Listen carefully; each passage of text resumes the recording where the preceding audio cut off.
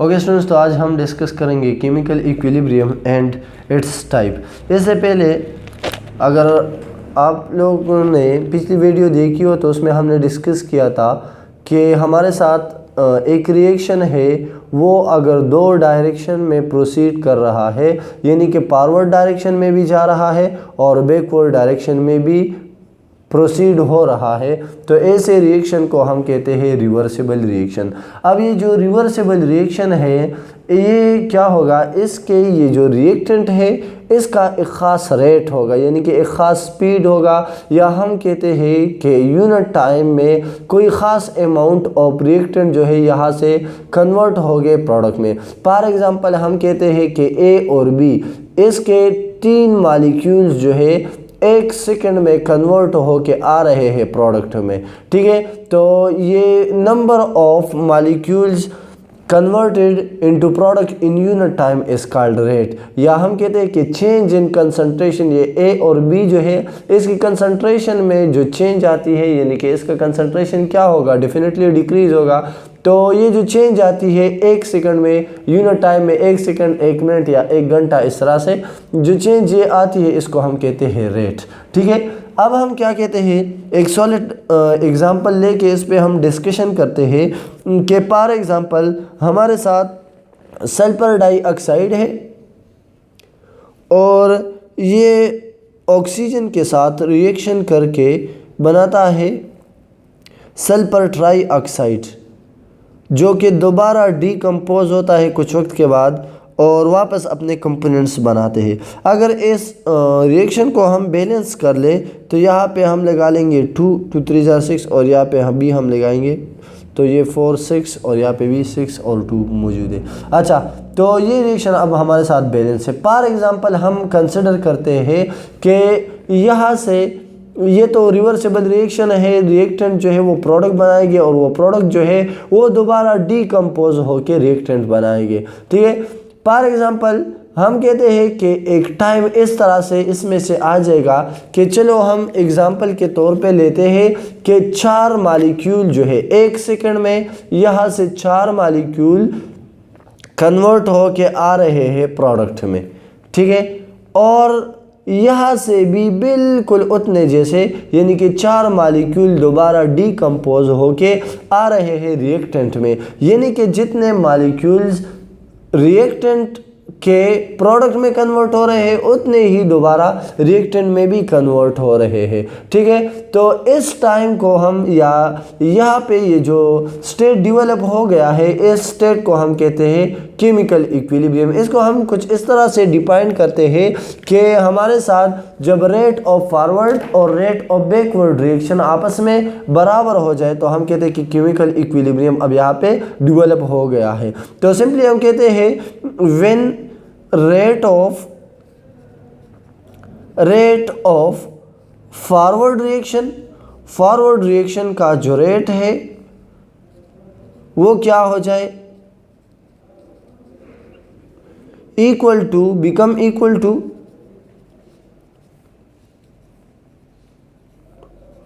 Rate of reverse reaction.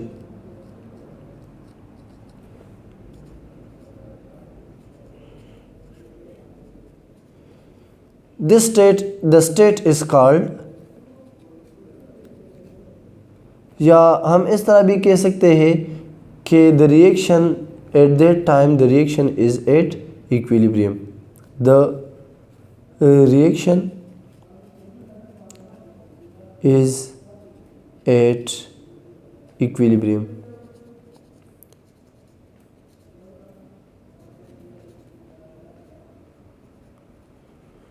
ठीक है, जब रेट ऑफ फॉरवर्ड और रेट ऑफ बैकवर्ड रिएक्शन आपस में इक्वल हो जाए, जितने कंसंट्रेशन रिएक्टेंट का प्रोडक्ट में कन्वर्ट होते हैं उतने ही दोबारा रिएक्टेंट में भी कन्वर्ट हो जाए, तो ऐसे स्टेट को हम कहते हैं ऐसे स्टेट को हम कहते हैं केमिकल इक्विलिब्रियम। अब हमारे साथ बाज़ औक़ात स्टूडेंट इस चीज़ में कंफ्यूज होते हैं कि यहाँ पे और यहाँ पे सेम अमाउंट होनी चाहिए, यानी कि कंसंट्रेशन रिएक्टेंट और प्रोडक्ट का सेम होनी चाहिए। तो ये बात जो है कुछ इस तरह से है कि रिएक्टेंट और प्रोडक्ट का सिर्फ रेट सेम होना चाहिए, नो मैटर कि कंसंट्रेशन इक्वल है या नहीं है। यानी कि कंसंट्रेशन इक्वल हो भी सकता है और कंसंट्रेशन इक्वल नहीं भी हो सकता। फॉर एग्जांपल हम एक जनरल एग्जांपल लेते हैं कि ए और बी आपस में रिएक्शन करते हैं और ये बनाते हैं सी और डी, जो कि दोबारा डीकम्पोज होके रिएक्टेंट बनाते हैं। अब यहाँ पे हम कंसिडर करते हैं फॉर एग्जांपल कि यहाँ पे कंसंट्रेशन है 5 मोल पर डीएम क्यूब और कंसिडर करते हैं कि यहाँ पे कंसंट्रेशन है 2 मोल पर डीएम क्यूब। लेकिन हम कहते हैं कि फिर इसी कंसंट्रेशन पे ही यहाँ पे सपोज कर ले, जस्ट पर एग्जांपल हम कहते हैं कि 2 मॉलिक्यूल कन्वर्ट होके आ रहे हैं रिएक्टेंट में और यहाँ से 2 जो है वो प्रोडक्ट में आ रहे हैं और यहाँ से 2 वापस रिएक्टेंट में कन्वर्ट हो रहे हैं। तो ये रेट क्या है, यानी कि 1 सेकंड में 2 रिएक्टेंट जो है वो प्रोडक्ट में कन्वर्ट हो रहे हैं और उस एक ही सेकंड में 2 प्रोडक्ट जो है वो रिएक्टेंट में भी कन्वर्ट हो रहे हैं। तो यहाँ पे ये रेट इक्वल है तो हम कहते हैं कि इक्विलिब्रियम है, नो मैटर कि यहाँ पे जो क्वांटिटी है ये सेम हो या डिफरेंट हो। अगर सेम हो और रेट इक्वल हो तो भी इक्विलिब्रियम होगा, और अगर ये कंसंट्रेशन सेम ना हो और रेट सेम हो जाए तो भी इक्विलिब्रियम होगा। ठीक है, अब हम आते हैं और डिस्कस करते हैं types of equilibrium. Types of equilibrium.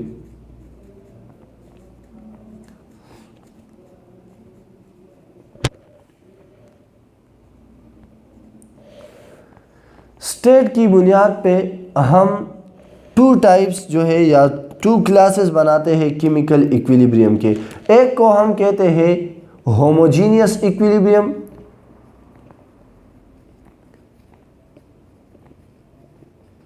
Homogeneous equilibrium, और दूसरे को हम कहते हैं हेट्रोजीनियस इक्विलिब्रियम। होमोजीनियस इक्विलिब्रियम किसे कहते हैं, तो सिंपली हम कहते हैं कि अगर हमारे साथ रिएक्टिंग सब्सटेंस हो, फॉर एग्जांपल नाइट्रोजन और ऑक्सीजन जो है ये आपस में रिएक्शन करके बनाते हैं नाइट्रोजन मोनोऑक्साइड। अब अगर ये नाइट्रोजन जो है ये गैस फेज में हो और ये ऑक्सीजन भी गैस में हो और ये प्रोडक्ट जो बन रहा है नाइट्रोजन मोनोऑक्साइड ये भी गैस में हो, तो तीनों के तीनों रिएक्टेंट और प्रोडक्ट जो है ये 3 स्पीशीज इसमें मौजूद है, तीनों के स्टेट जो है गैसियस है। तो अगर हमारे साथ सारे फेजेस सेम हो या सारे एक ही स्टेट में हो तो ऐसे इक्विलिब्रियम, और फिर इक्विलिब्रियम डेवलप हो जाए तो ऐसे इक्विलिब्रियम को हम कहेंगे होमोजीनियस इक्विलिब्रियम। या इसी तरह से फॉर एग्जांपल हम एसिटिक एसिड CH3COOH और इथेनॉल का रिएक्शन करते हैं C2H5OH, और इससे जो प्रोडक्ट बनती है CH3COO C2H5 और H2O। अब यहाँ पे अगर हम देख ले तो ये एसिटिक एसिड ये भी लिक्विड फॉर्म में होता है, ये वाला भी लिक्विड फेज में, ये वाला भी लिक्विड फॉर्म में, इसी तरह से ये वाला भी लिक्विड फॉर्म में और ये भी लिक्विड फॉर्म में होता है। तो सारे के सारे एक ही पेज में है। तो ये, और अगर यहाँ पे इक्विलिब्रियम एस्टेब्लिश हो गया तो इस इक्विलिब्रियम को हम कहेंगे होमोजीनियस इक्विलिब्रियम। हमारे साथ एक दूसरा टाइप भी है जिसे हम कहते हैं हेट्रोजीनियस इक्विलिब्रियम।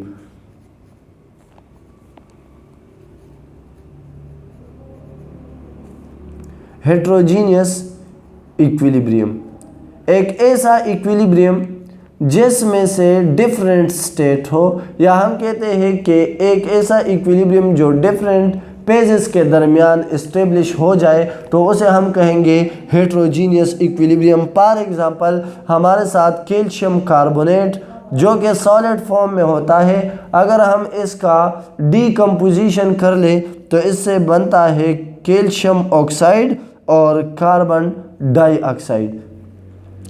अब ये जो कैल्शियम ऑक्साइड बनता है ये सॉलिड फॉर्म में होता है और कार्बन डाइऑक्साइड गैस फॉर्म में। तो यहाँ पे देखिए ये सॉलिड है, ये भी सॉलिड है और ये गैस है, और यहाँ पे अगर ये इक्विलिब्रियम इस्टेब्लिश हो गया तो ये इक्विलिब्रियम हमारे साथ हेट्रोजीनियस इक्विलिब्रियम होगा। ठीक है, तो ये इक्विलिब्रियम के बारे में थोड़ा सा डिस्कशन था और उसके टाइप्स थे। तो इंशाल्लाह नेक्स्ट वीडियोज़ में हम डिस्कस करेंगे लॉ ऑफ मास एक्शन को। तो सी यू इन नेक्स्ट लेक्चर्स।